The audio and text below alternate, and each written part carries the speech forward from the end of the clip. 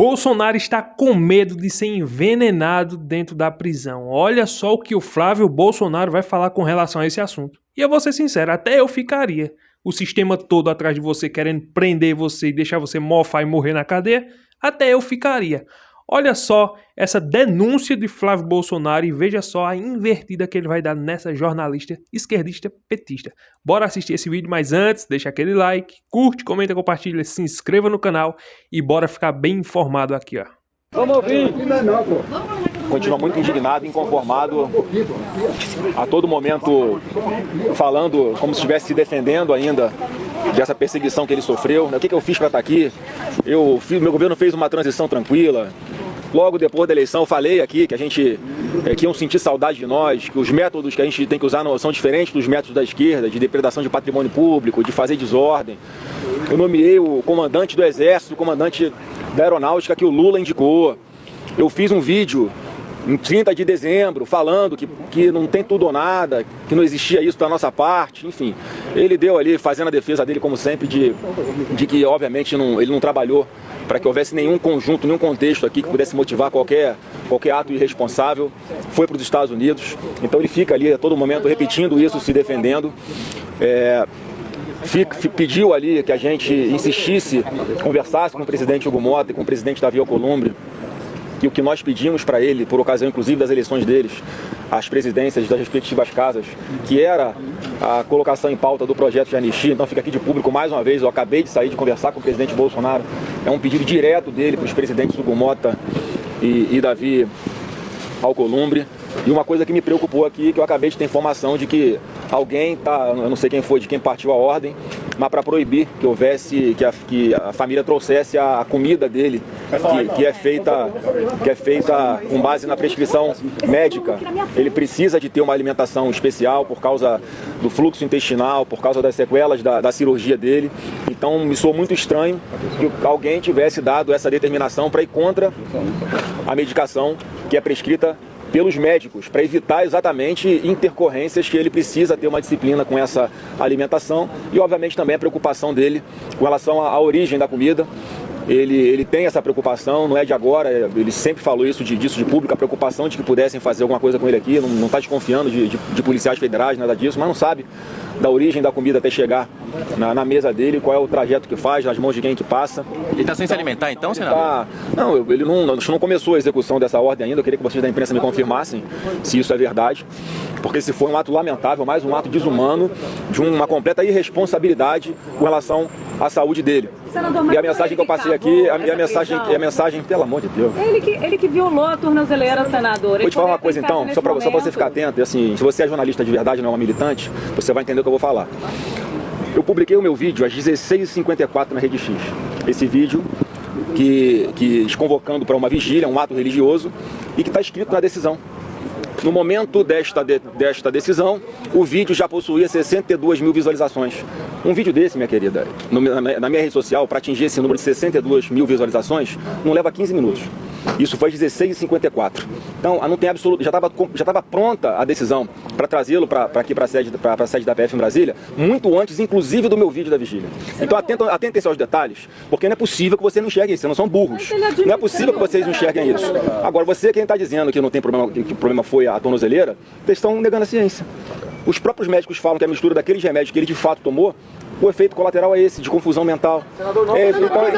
Se ele quisesse fugir, ele não tinha tentado abrir a caixa, ele tinha metido uma tesoura naquela tornozeleira e ia sair ia enfrentar ali todo o aparato policial de segurança que tem no entorno da casa dele 24 horas por dia, e olhar para as várias câmeras que tem ali monitorando toda hora quem entra e quem sai na casa dele. Assim, é uma coisa impossível de acontecer. Eu lamento que ainda existam pessoas que se dizem jornalistas que fazem esse tipo de pergunta, porque isso aí é uma falta de profissionalismo. E o Lula não quer nem saber, ele vai indicar o Bessias, com aprovação sem aprovação do Senado Federal de Davi Alcolumbre, ele não quer nem saber, ele já disse, é o Bessias e ponto final. Vejam só que alguns dizem que o Bessias é evangélico, isso e aquilo, mas é a favor do aborto. Veja essa denúncia que o Sóstenes Cavalcante vai fazer com esse falso cristão que quer ir para o Supremo Tribunal Federal. Antes de ser evangélico, ele é um petista. Para mim, são duas coisas que não se comungam. Até porque, como AGU, ele peticionou sobre aquela ADPF das 22 semanas da sistolia fetal, de mortes de bebê no ventre de suas mães, com 22 semanas, poder ser feito aquele procedimento de assassinato de bebê com injeção que mata o bebê no ventre. Ele, como evangélico, jamais, o seu princípio de fé, o permitiria assinar um documento como esse. Mas eu tenho aqui o parecer dele assinado por ele no meu celular. E eu vou expor, inclusive, nas minhas redes sociais. Quem quiser ir lá ver, pode ver nas redes sociais, ele, Jorge Messias, como AGU, defendendo o aborto de crianças no ventre de suas mães de 22 semanas acima. Ora, aqui está a prova para mim de que ele é mais petista do que evangélico. Então, eu não sou senador, eu não vou votar, mas se votasse, eu não votaria para aprová-lo. E para fechar o ano de 2025, o Alexandre de Moraes, Carmen Lúcia, Flávio Dino vem defender a democracia, liberdade de expressão, defender a Constituição. Você tá de brincadeira, né? Olha a cara de pau. São 37 anos de democracia, 37 anos de respeito aos direitos fundamentais e ao Estado de Direito. Representam o período de institucionalização do Brasil que se recompôs a partir do período ditatorial. Por isso eu valorizo muito esse produto, de um momento tão importante da vida brasileira, em que se institucionalizou o Estado Democrático de Direito, fazendo boas sínteses. Ela é o contrato que funda a relação entre a sociedade brasileira e o Estado. A Constituição de 1988 proporcionou um conjunto de conquistas muito importantes. É uma Constituição que assegura direitos para todos, assegura direitos sociais, nós temos debates tão importantes para as populações. E aqui o Caio Coppola detonou esse professor que diz que entende de Constituição, de lei. Vejam só, ele vai defender de que o Bolsonaro era para estar preso mesmo. Mas aqui o Caio Coppola vai fazer ele engolir todas as narrativas dele. Vejo que é uma resposta brilhante com o Caio Coppola, porque para mim esse cara representa muito a direita e é um cara muito intelectual. Bora ver essa pancada que esse esquerdista aí vai levar ao vivo nesse debate. Professor Alessandro Soares, a prisão preventiva de Jair Bolsonaro é justa ou um excesso? Bem-vindo.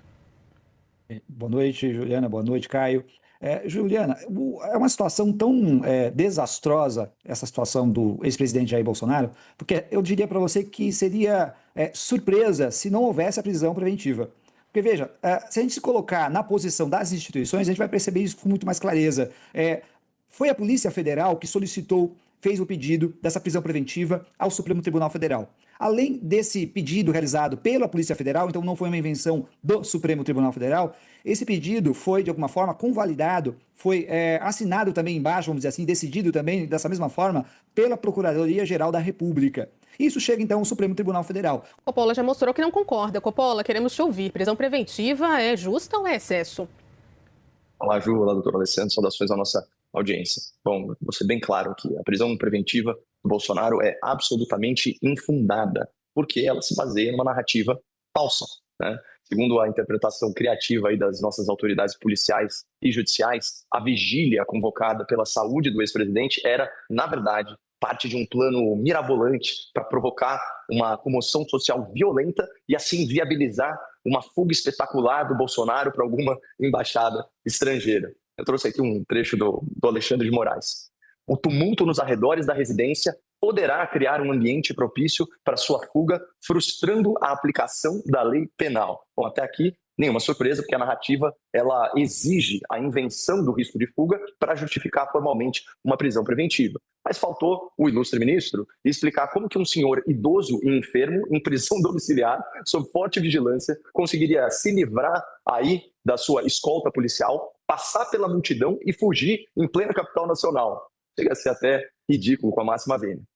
Já o ministro Flávio Dino, ele foi para um outro caminho e afirmou no seu voto que a convocação da vigília é uma insuportável ameaça à ordem pública. E de verdade, que eu saiba, a única entidade ameaçada por uma multidão de pessoas orando em comunhão é o próprio diabo. Mas vamos deixar de lado aqui as questões espirituais e analisar o aspecto legal de toda essa coisa. Uma vigília num local público é um ato religioso protegido pela liberdade de reunião, pela liberdade de manifestação e pela liberdade de crença. Então, todas essas garantias fundamentais elas estão previstas lá no artigo 5º da Constituição. Aliás, uma outra coisa que a Constituição garante é a pessoalidade da pena. Ou seja, ninguém deve responder pelas ações de outra pessoa. Mas o senhor Alexandre de Moraes, assim como o doutor Alessandro, também embasa essa prisão do Bolsonaro no comportamento de outro acusado pelo 8 de janeiro. E aqui ele falou assim, falando sobre o deputado Alexandre Ramagem, evadiu-se do país com a finalidade de se furtar a aplicação da lei penal. Então, assim, sintetizando, em outras palavras, o Bolsonaro foi preso preventivamente por um ato religioso que ele não convocou, por um tumulto que nunca aconteceu e pela tentativa não tentada de outra pessoa. E aqui eu volto para a reflexão para a nossa audiência. Essa prisão parece uma prisão justa ou uma prisão excessiva? E, claro, falta endereçar o último ponto colocado pelo doutor Alessandro, que é a violação da tornozeleira eletrônica admitida pelo próprio Bolsonaro por motivo de curiosidade, ou, segundo a sua defesa, por um comportamento paranoico induzido por medicação. Então, tem 2 pontos aqui. Primeiro ponto, nem a autoridade policial, nem o Ministério Público mencionaram o episódio da tornozeleira no pedido de prisão preventiva do ex-presidente. A fundamentação, ela ficou restrita à narrativa da vigília. Isso porque o dano ao aparelho não tinha ocorrido quando os documentos foram protocolados perante o STF. Tanto que a ordem de prisão decretada pelo ministro Moraes, que é um documento aí de 17 páginas, ela menciona a questão da tornozeleira en passant em 1 ou 2 parágrafos. E o segundo ponto, o Bolsonaro não tentou romper a banda, a cinta ou a pulseira da tornozeleira, mas sim acessar a caixa do dispositivo, provavelmente por suspeitar de uma eventual escuta no aparelho. Daí a tal curiosidade. Então, uma pessoa que estivesse interessada em se desvencilhar da tornozeleira para fugir, é óbvio que ela buscaria romper a pulseira e não realizar um procedimento cirúrgico com instrumento de solda para acessar a caixa do dispositivo. Pô, isso é de uma obviedade solar. Mas vejam só como que o ministro Alexandre de Moraes, que é, diga-se de passagem, vítima, investigador, juiz e oráculo do caso, veja como o ministro relator faz o que a gente chama de saltos lógicos para encaixar os fatos às narrativas da acusação. Peguei aqui o trecho separado. O Centro de Monitoração do Distrito Federal comunicou a essa Suprema Corte a ocorrência de violação do equipamento de monitoramento eletrônico do réu Jair Messias Bolsonaro, tal hora, tal dia. A informação constata a intenção do condenado de romper a tornozeleira eletrônica para garantir êxito em sua fuga, facilitada pela confusão causada pela manifestação convocada por seu filho. Então, aqui eu insisto no ponto, Ju. Além do Bolsonaro ser preso por uma confusão que nunca aconteceu, ele foi preso por uma tornozeleira eletrônica que nunca foi rompida e por uma tentativa de fuga que nunca foi tentada. E ainda tem gente que chama isso de justiça. E eu vou ser sincero, se eu estivesse no lugar de Bolsonaro, nem eu confiaria na alimentação que vem da Polícia Federal de Alexandre de Moraes e de Lula. Essa Polícia Federal que muitos dizem, não, ela é independente, não sei o quê, não acredito. Existe uma instituição respeitada, mas existem alguns diretores e algumas pessoas que são submissas a Alexandre de Moraes que não se deve confiar, até porque Alexandre de Moraes já provou do que é capaz, né? Rasga a Constituição, prende de forma arbitrária, Polícia Federal, a investigação. O Brasil inteiro já sabe, já viu quem é Alexandre de Moraes. Flávio Dino uma vez disse que o Bolsonaro era pior do que o demônio. Olha só quem fala. Ele que dá aval a tudo que Alexandre de Moraes faz. Se for para prejudicar o Bolsonaro, o Flávio Dino apoia tudo. Carmen Lúcia, Gilmar Mendes, Dias Toffoli, Zanin, essa cúpula aí maligna que tem ali dentro do Supremo Tribunal Federal, só está escapando até agora Fux, André Mendonça e o Nunes Marques. Mas o restante, eles estão ali para defender o Lula, a esquerda. Nós sabemos disso. Infelizmente, o Supremo Tribunal Federal deixou de ser um Supremo Tribunal Federal que defende a lei e a Constituição. Hoje é um Supremo político. Essa é que é a grande verdade. Não é mais Supremo Tribunal Federal, é Supremo Tribunal político a serviço do Lula. Você vê, ao longo desses anos, qual é o esquerdista que está sendo investigado, que teve busca e apreensão? Alguma coisa, alguma ação de Alexandre de Moraes contra algum esquerdista aliado do Lula, não existe. PSOL, PT, não existe. Agora, contra o PL, contra o PR, qualquer um que estiver ligado ao Bolsonaro já é vítima. Já é um alvo de busca e apreensão, já está na mira de Alexandre de Moraes. Essa é a triste realidade. Então, que Deus livre Bolsonaro de todo o mal, das mãos malignas desses homens que infelizmente estão tomando conta do país. 2026 vem aí, precisamos urgentemente mudar o presidente? Sim, mas principalmente o Senado Federal. Porque se tiver um Senado Federal mais forte, mais independente, tenho certeza que o Alexandre de Moraes vai ser impeachmentado, processado e preso. Eu torço para que esse dia chegue. Gostou desse vídeo? Não esquece de deixar aquele like, curtir, comentar, compartilhar, se inscrever no canal. E até o próximo vídeo, se Deus permitir.